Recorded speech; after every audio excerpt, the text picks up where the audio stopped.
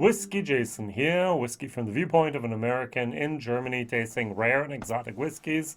Today I have something from Australia, Hellyers Road Distillery, single cask bottling for Europe, 18 years old, distilled 2002, bottled 2020, and in the year 2021 it made it to Europe. And this is cask number 2332.01. I have no idea what that means. And there are a total of 190 bottles, and this is bottled at 60.6%. So, whiskey base number 167133. Now, let's ask ourselves a little question here. What should an 18-year-old single cask ex-bourbon matured whiskey from Australia cost? So pick a number in your head, and say what you think it should cost. All right, so you have a number in your head? Good. Double it. 229 euros in Germany, 239 euros in France. That's a whole lot of cash to put down on the table for an 18-year-old whiskey, if anything.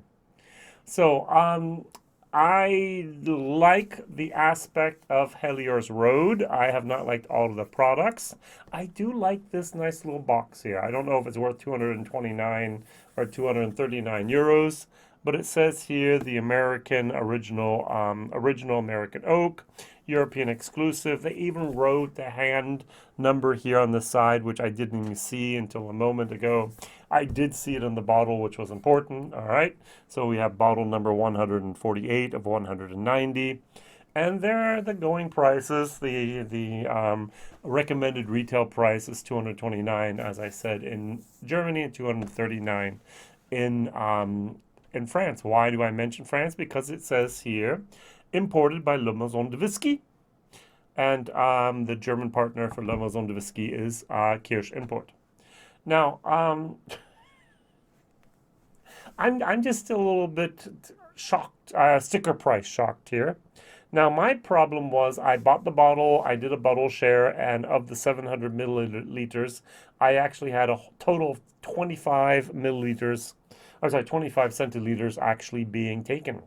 And so I'm still here waiting for someone to take 45 of these 70 CLs from me and do that.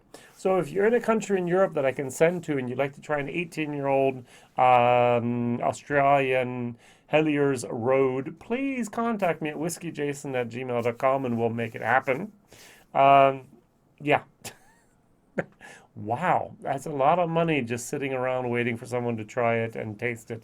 I'm not going to drink all of it. And by the way, this is one of the whiskeys that is setting in a lot of different shops in Paris or in France as well as in Germany, and it's just not moving. They kept on pushing the price up and up and up, and they hit a limit, and people are just not buying a 229 euro whiskey. It's just sitting in the shelves. So, and I did the math really briefly. 190 bottles times 229 is 43,000 euros. Now, 43,000 euros from the product of one single cask that was distilled and set to rest 18 years ago in Tasmania, in Australia, is a lot of money. So half the money goes for taxes. You have your VAT, your value added tax. You have your excise taxes. You have all these other taxes you have to pay in Europe, which is just normal. But still, that's over 20,000 euros that are left for buying the cask. Cost between 4,000 and 5,000 probably in Tasmania, bringing over to Europe, bottling it probably in Tasmania, only bringing the bottles over. And then I think the problem was each and every little partner did this. Give me, give me, give me. Yeah, not the distillery got all that money, but of course the importers and even the shop should get their 30% share of a bottle like that, which is a lot. But hey, I think actually the importers and the wholesalers here actually got a little bit more than usual and said, hey, let's see what we can do and what we can actually push the envelope as far as we can. Now we have the problem that the retailers are sitting with these bottles in their stores, and we'll look at it and go, oh, that's interesting, 229 euros, just going to put it back. And that's what I would do if I went to a store and so on. I really thought there would be enough people, at least in my case, between 7 and 14 people that do the bottle shares with me normally, that would go, hey, that's an interesting bottle. Oh, it's a little bit expensive, but hey, I only have 5 CLs, and I'd be willing to actually invest that money to taste an 18-year-old whiskey. All right, so Hellyers Road is a whiskey distillery in Burnie in Tasmania. So you have Australia here, you have Tasmania here, it's on the north part. And it was founded in 1999 by a group of dairy farmers. Yeah, and it takes its name from the road surveyed by the explorer Henry Hellier in the year 1827. So, Hellyers Road Distillery was recognized by the Malt Whisky Association for Australia of Australia in 2010 of being the nation's best single malt. And in 2013, Hellyers Road Pinot Noir finish was voted actually the best new world whiskey at a blind tasting conducted at the Whiskey Live in Paris. So, the last thing that I thought was very unusual is the original has a no age statement, but there is an original 12 and there's original 15. And even the slightly peated version from Hellyers Road has a 15-year-old age statement already. So they're going definitely towards age statements, and I think that is absolutely fantastic. And here we have the 18-year-old one. On the nose, I do get a little bit of alcohol, but the first thing that I notice is this is Scotch. All right, I'm sorry, wrong. This is single malt. This is well-made single malt. I do not get any hint or any notes that would turn me in a direction away from the standard single malt production in Scotland. I read a little bit about the Hellyers Distillery, but I did not find out anything about their pot stills. So there's the nice little video online that I can watch again. So I see the farmers walking around, and I see the rolling hillsides, and I see the grain. There I see the little bit of the distillery here. So let's see what's going on. We have the, okay, all right. They don't show off their pot stills at all. They show off their warehouse a lot and all the different barrels they have. But in the video that I'm reading or I'm watching here, you have a little pot still. What I get is a lot of barrel char. I get a little bit too much barrel char, and I get a little bit too much of the alcohol. It's 60.6%. Of course I'm getting alcohol. It's 18 years old, but it still didn't have that the angel share. What happens in Tasmania? Can someone help me? I have the feeling that first of all they lose ABV, and then towards the end maybe they increase the ABV, or is it the whole time that they increase the ABV, or do they entirely lose it? When I did my math the other time, we had 130 some liters left of a 200 liter barrel, so it means about half of the whiskey was stolen by the angels, which is about right after 18 years. There's no problem whatsoever there. And it has a great, even a little bit of a graham cracker moment with marshmallows. I get some almonds as well. I like this whiskey. I don't like the price, but I like this whiskey. All right, so I'm going to nip, and then I'm going to put some water, and then I'm going to give my review. I don't have very many things I can compare an 18-year-old whiskey with. I do have a lot of things I can compare an 18-year-old whiskey with. I don't have many things I can compare from down under that are 18 years of age at cask strength single barrel. We'll see. All right, cheers.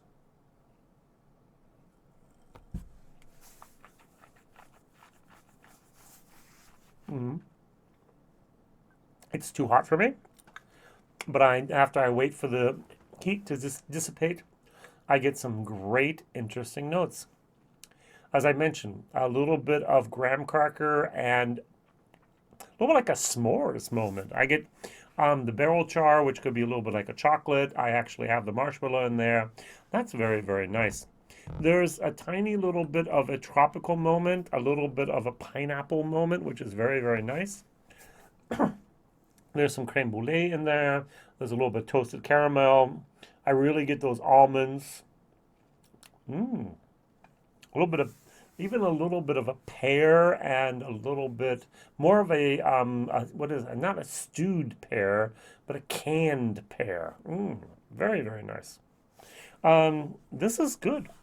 This is actually going to be a B minus in my book, which is very up there. I like.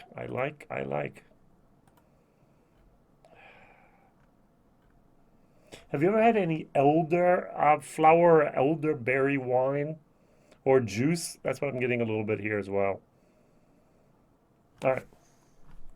So the good thing about this whiskey is if you dilute it down, it is 60.6%. You take it down about 50%, 48%. It turns into this beautiful, magnificent whiskey.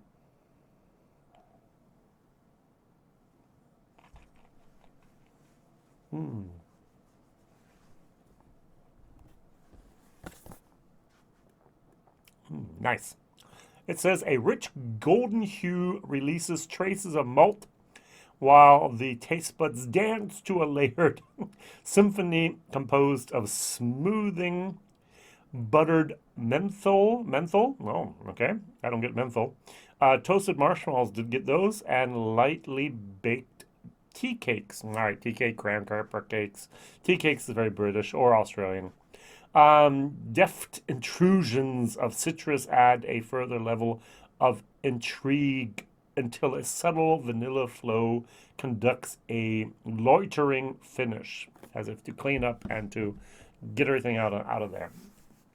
All right, I think the tasting description was a little bit too poetic.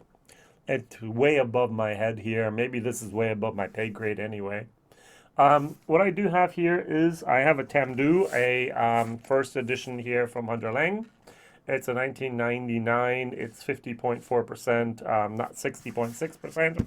It's 18 years old, and it has basically a lighter color than this. So we do notice there's a big difference here in the color. And to be very, very honest, this was better than the Glenmorangie. You remember maybe my reviews. And this is much better.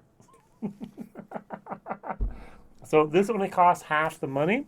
But what really, really encourages me is I would never, and I don't say this lightly, would never think of this as anything else in my palate at this moment as a single malt. And I would actually add the word Scotch. It tastes like a good made single malt Scotch. It is 100% malted barley, and they're using similar equipment down under in Tasmania as they do in Scotland. And apparently they have somewhat of a similar climate as well to allow these casks to mature over 18 years and still have something in them. It's not the cask of the desert or of Texas or someplace in America. After 18 years, you have hardly anything left. And there was enough left in there, and that was a good thing. All right, tiny little bit of water here.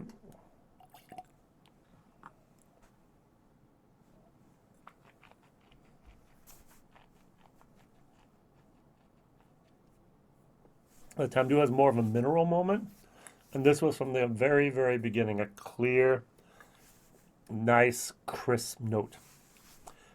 This isn't bad, but this is actually better. So I'm giving this a B minus minus for my taste, and my value for money is a D. I absolutely think this is an 85 euro, 90 euro whiskey. Basically what I paid for this is 18 years of age. This is 18 years of age. They're both, this is from a refill hogshead. This is from a ex-bourbon cask. Yeah, and very, very nice. I like if the price was not so dear and so high. Thank you very much for watching. What is your favorite product from Australia? Your whiskey product? Is it maybe the Star Wars Is it maybe here? It's Sullivan Cove. We have maybe is this Hellyers Road. There are so many good, excellent products being made in Australia, but many of them do not make their way out of Australia, unfortunately. Thank you very much. Like, subscribe, and tell others about this crazy guy over here in Europe tasting whiskey you will never ever see in this case. It's a France and German exclusive. Ooh. All the best. Bye bye.